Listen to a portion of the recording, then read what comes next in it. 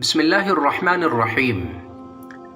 ایسے ہی اچھے اور سچے واقعات سننے کے لیے چینل کو سبسکرائب کریں۔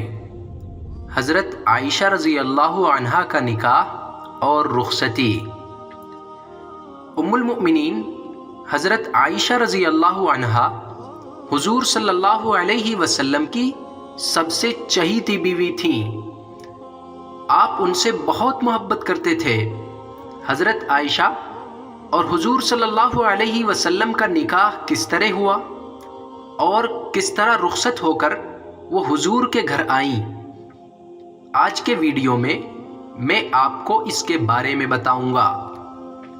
حضرت عائشہ جولائی کے مہینے میں 614 عیسوی کو مکہ مکرمہ میں پیدا ہوئیں۔ آپ نے مسلم گھرانے میں آنکھیں کھولیں۔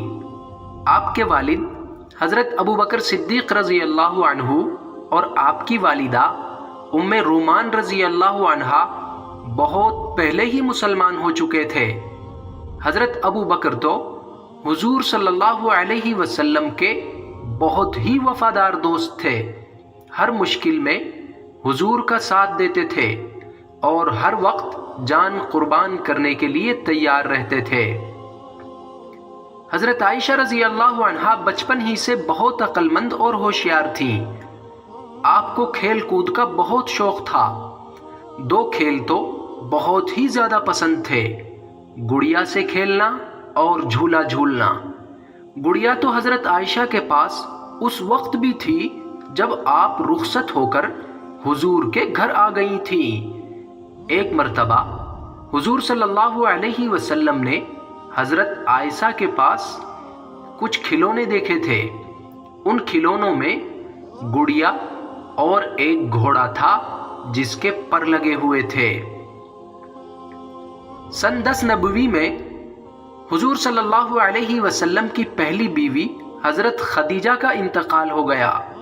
حضور اس صدمے کی وجہ سے بہت غمگین رہا کرتے تھے، کیونکہ وہ ہر موقع پر آپ کا ساتھ دیتی تھی، ہر طرح سے آپ کی مدد کرتی تھی۔ آپ کا یہ غم مسلمانوں کو نظر آتا تھا اور وہ بہت بے چین ہوتے تھے۔ ایک دن مشہور صحابی عثمان بن مظعون کی بیوی حضرت خولہ رضی اللہ عنہا حضور صلی اللہ علیہ وسلم کے پاس آئیں اور عرض کیا، اللہ کے رسول، آپ دوسرا نکاح کر لیں۔ آپ نے فرمایا، کس سے؟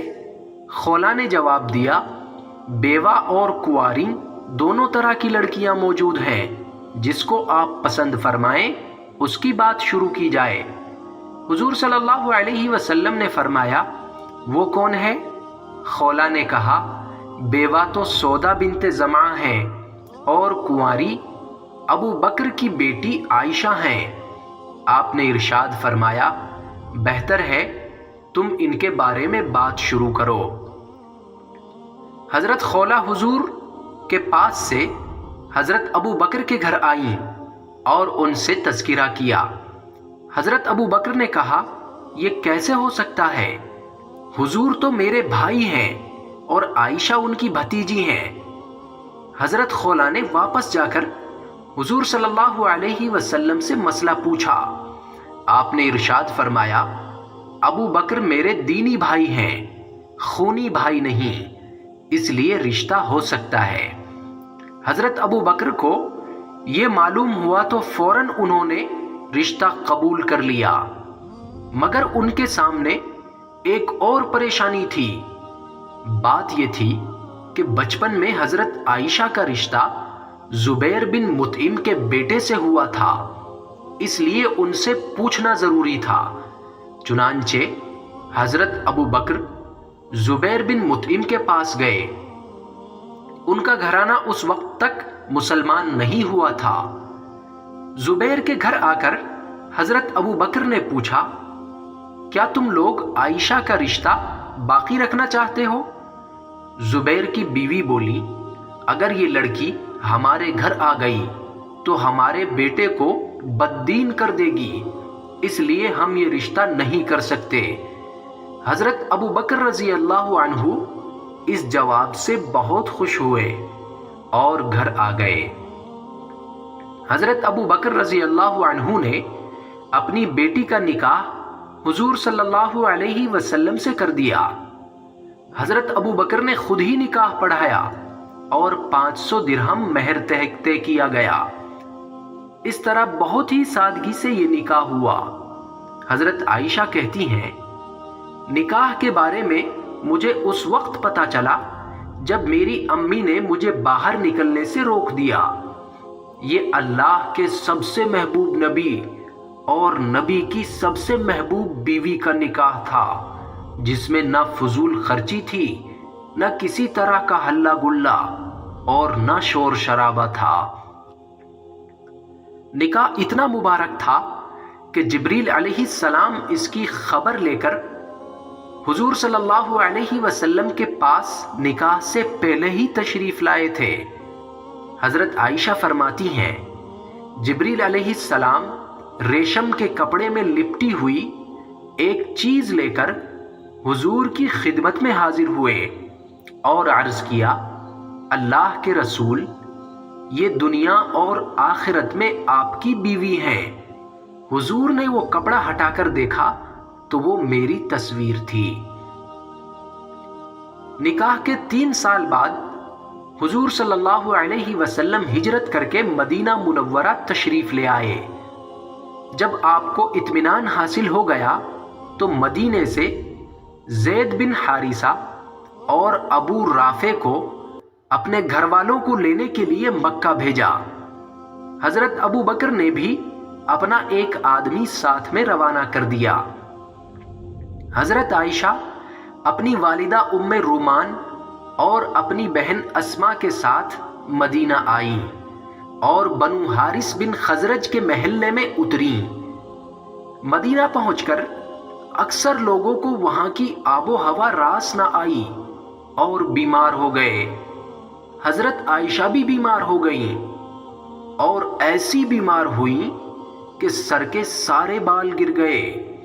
پھر حضور صلی اللہ علیہ وسلم نے صحابہ کے لیے دعا کی، چنانچہ حضرت عائشہ اور تمام بیمار لوگ صحت مند ہو گئے۔ مدینہ پہنچنے کے 7 یا 8 مہینے بعد حضرت ابو بکر نے حضور صلی اللہ علیہ وسلم سے عرض کیا، اللہ کے رسول، آپ اپنی بیوی کو رخصت کر کے اپنے گھر کیوں نہیں لے آتے؟ اس میں کیا رکاوٹ ہے؟ آپ نے فرمایا، اس وقت میرے پاس مہر ادا کرنے کے لیے رقم نہیں ہے۔